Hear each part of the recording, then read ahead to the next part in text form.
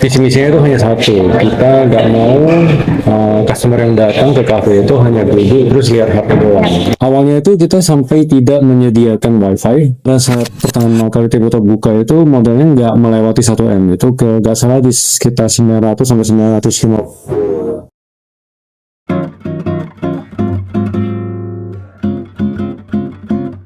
Don't you notice how I get quiet when there's no one else around? Me and you and awkward silence. Don't you dare look at me that way. I don't need reminders of how you don't feel the same.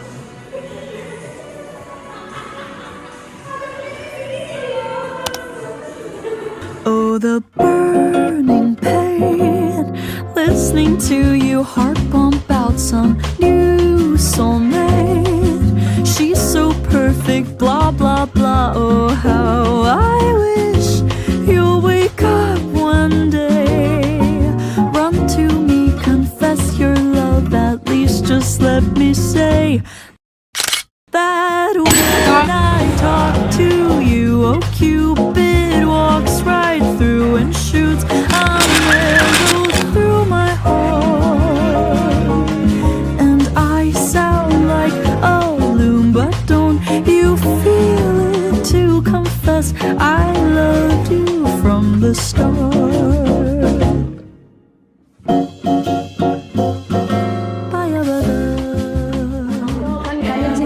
Meneliti tentang UMKM di Medan ini, Iya. jadi kami memilih kafe ini karena mungkin menarik karena kafe ini antik lah, maksudnya kayak lain dari kafe yang lain gitu. Iya. Ada ketertarikan khas gitu loh. Iya. Jadi pertama kalau saya mau nanya tentang nama kafe ini itu terinspirasi dari apa gitu? Nama kafe ini kan sebenarnya Tabletop. Tabletop itu sebenarnya permainan-permainan ini namanya mainan tabletop games gitu ya. Table yang dimana artinya itu permainan itu dimainkan di atas meja. Iya, dari sana saya ambil nama itu, terus jadilah Tabletop Game Cafe. Ya. Terus itu visi misi untuk kafe itu sendiri ada nggak untuk Koko sendiri gitu? Visi misinya aku rasa selalu berubah ya menurut aku ya, karena awalnya ketika kita buka Tabletop ini visi misinya itu hanya satu, kita nggak mau customer yang datang ke kafe itu hanya duduk terus lihat HP doang. Awalnya itu kita sampai tidak menyediakan wifi hanya untuk mencegah istilahnya gadget gitu. Tapi sering waktu namanya kita berbisnis, jadi kita harus mengikuti tren, mengikuti adaptasi. Akhirnya pelan-pelan kita shifting. Akhirnya sekarang pun kita ada menyediakan wifi, tapi visi misinya tetap sama sih. Kita tetap maunya itu customer datang terus mereka have fun dengan quality time dengan yang ada di depannya daripada gadget mereka. Kayak di sini kayak ngutamain kayak kita mengulang kembali gimana sih masa anak-anak dulu cuma untuk main tanpa harus gadget gitu ya. Terus ini kok untuk sekarang jumlah karyawannya berapa ya tetapnya gitu? Apa ada pakai shift gitu? Kita enggak, kita di sini tuh shiftnya hanya satu doang. Namun kita ada hari off lebih tepatnya mungkin kafenya tutup gitu. Kita tutupnya tuh setiap hari Senin, jadi semua orang off gitu kan. Karyawan kita itu secara total ya dari depan sampai belakang sampai semuanya itu mungkin ada 12 kira-kira ya. Kalau boleh nih kalau ke acara privasi lah mungkin ini ya, untuk modal usaha pertama nih berapa kalau kira-kira itu? Ini sebenarnya kita udah pernah renovasi sekali ya. Dulunya itu ketika saya baru mulai itu modalnya di bawah 1 M. Iya, karena waktu itu memang desain pertamanya itu berbeda total dengan yang ada di sini. Desain pertama itu lebih ke industrial feel karena waktu itu memang trennya lagi industrial, jadi serba semen, jadi lantainya semen, dindingnya juga warna abu-abu, feelnya lebih ke metal, lebih ke besi-besian daripada ada sedikit kayu-kayu atau keramik yang sekarang kalian lihat gitu kan. Dikarenakan itu pada saat pertama kali Tabletop buka itu modalnya nggak melewati 1 M, itu ke nggak salah di sekitar 900 sampai 950. Oke, berarti karena udah direnovasi makanya sampai segitu nominal. Setelah direnovasi itu lain cerita lagi. Ketika biaya untuk renovasi itu nggak sampai 1 M juga sih. Kisarannya mungkin sama juga, hampir di 900. Tapi bedanya itu mungkin di peralatan-peralatan ya. Ketika kita renovasi itu peralatan-peralatan yang mahal seperti kulkas, mesin kopi, kompor-kompor dan segala macam kan sudah tidak perlu dibeli lagi. Kita save cost di sana, budget yang ada di budget yang digunakan itu kita jadikan ke renovasi gitu. Kayak omset pendapatan lah ya, kalau bisa dibilang itu untuk selama per bulan atau per tahun, kok itu hitungan dari Aku mungkin kitanya itu lebih ke per bulan ya, gitu ya. Namun kalau misal per bulan nggak nentu juga, namanya kan pasti ada naik turunnya. Mungkin di kisaran sekitar 100 sampai 150. Ya. selanjutnya, apakah Koko ini membuka usaha kafe ini itu ada cabang lain atau mungkin mau berencana mau buka cabang? Nggak ada. Oh. Karena ini mungkin udah tergantung dari setiap owner ya. Setiap owner itu masing-masing itu berbeda-beda ya. Di sini saya lebih memprioritaskan kualitas dari pelayanan daripada yang lainnya. Karena menurut aku kenyamanan customer itu nomor 1 sih. Iya. Jadi mau gimana pun kalau misalnya udah buka cabang, jika tidak ada orang yang bisa dipercaya, yang bisa mengontrol dari segi kualitas pelayanan dan lain-lainnya, itu jatuhnya itu nanti namanya tercoreng. Terus kok selama ngejalanin usaha kafe ini kira-kira ada nggak sih kayak pasti pasang surutnya, omset Banyak. tuh sedang naik-naiknya, kadang turun-turunnya juga Banyak. gitu kan? Kafe ini udah pernah melewati COVID ya. Iya. Jadi Oh, dari COVID gitu udah ada. jauh sebelum COVID, kita bukanya itu dari tahun 2018. Mungkin susahnya banyak sih, cuma mungkin yang paling susah itu mungkin pada saat-saat COVID, yang dimana kita harus bertahan ya, karena seperti yang kalian bilang, seperti yang kalian lihat juga, kafe kita ini kan lebih ke tempat tongkrongan daripada, karena waktu COVID itu kan F&B itu kebanyakan mungkin mereka fokusnya ke online ya, jadi mungkin lebih ke Grab ataupun bikin food delivery sendiri atau gimana. Namun kita nggak bisa. Pada saat itu kita juga tentunya pasti ada mencoba hanya untuk mendapatkan sedikit pendapatan lebih gitu.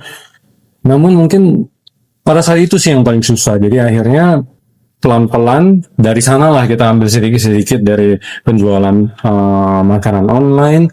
Pelan-pelan ketika sudah diizinkan untuk buka, kita buka kembali. Meskipun gak ada customer ya tetap kita buka gitu. Lama-lama akhirnya kembali normal gitu. Berarti sempat delivery juga ya? Sempat. Dari pengalaman Koko sendiri nih, hal apa yang selalu Koko jaga buat kafe ini supaya kayak tetap bertahan dan berkembang lah sampai sekarang ini? Mungkin dari dulu, mungkin mainannya atau dari dulu awalnya udah sebanyak ini atau mungkin belum banyak gitu sehingga semuanya sampai kayak kafenya tadi kita sempat Koko bilang udah direnovasi, pokoknya udah di schedule ulang gitu. Yang paling utama ya, seperti yang aku bilang tadi itu pasti kenyamanan customer. Kenyamanan customer dan juga kualitas dari pelayanan kita. Karena dulunya itu industrial feel kan, kafenya kan desainnya itu mungkin lebih ke industri. Seiring waktu, zaman berubah, orang merasa bahwa kafe dengan tema industri itu kurang nyaman. Karena mereka mereka nggak merasa kayak di rumah sendiri gitu kan. Akhirnya setelah itu kita alasan renovasi itu hanya supaya kita mengikuti kemauan-kemauan yang customer itu mau gitu. Karena kebanyakan kafe di Medan juga kebanyakan feel-nya itu lama-lama udah shifting dari feel industri menjadi feel seperti gini yang dimana mereka merasa nyaman gitu kan. Kita mau gimana pun yang paling pertama karena mungkin kalau misalnya F&B itu kebanyakan ya hal yang utama itu mungkin di kualitas makanan ya.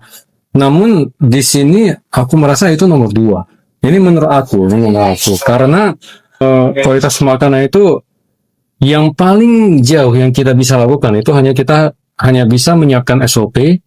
Namun pekerja kita itu juga manusia. Jadi pasti ada kelalaian yang susah dikontrol. Melainkan yang lebih gampang daripada kita mengontrol itu, menurut aku yang paling gampang itu adalah kenyamanan customer. Jadi service yang kita kasih itu harus mampu membuat customer itu nyaman. Karena mau gimana pun ya kasar kata kita bilang ya, kita ke kafe makanannya nggak enak tapi pelayanan ramah, kita senang gitu. Jadi mungkin mau balik mungkin enggak, ya kita berharap mereka mau balik gitu. Itu sih yang paling penting. Untuk yang saya dari semua di waktu itu kayak Hana di rumah bisa ada cemilan itu apa sih kira-kira tuh yang di sini yang paling best seller yang paling banyak diminatin nggak? Kalau untuk menu ya, karena kita jalannya udah bertahun-tahun ya.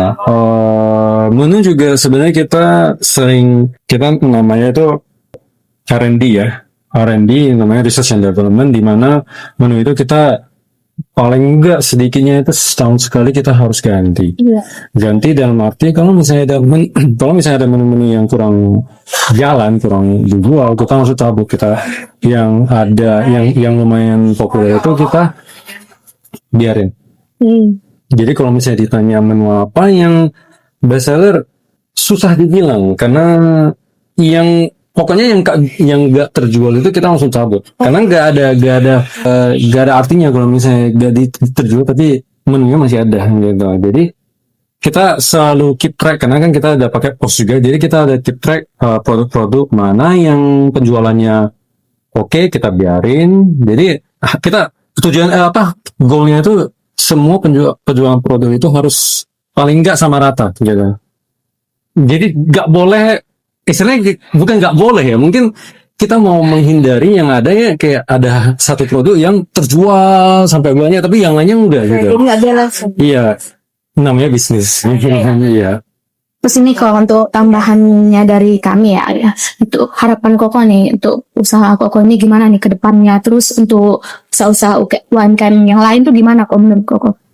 Ini menurut aku ya, karena aku buka kafe jadi otomatis aku juga ke kafe orang lain kan. Iya. Nah, menurut saya memang mungkin dari segi kita bilangnya mungkin dari segi harga dan kualitas yang mereka kasih gitu ya. Menurut aku mungkin bisanya itu mungkin mereka sesuaikan karena menurut aku banyak juga kafe yang harganya sangat tinggi namun kualitasnya nggak sesuai demikian gitu ya.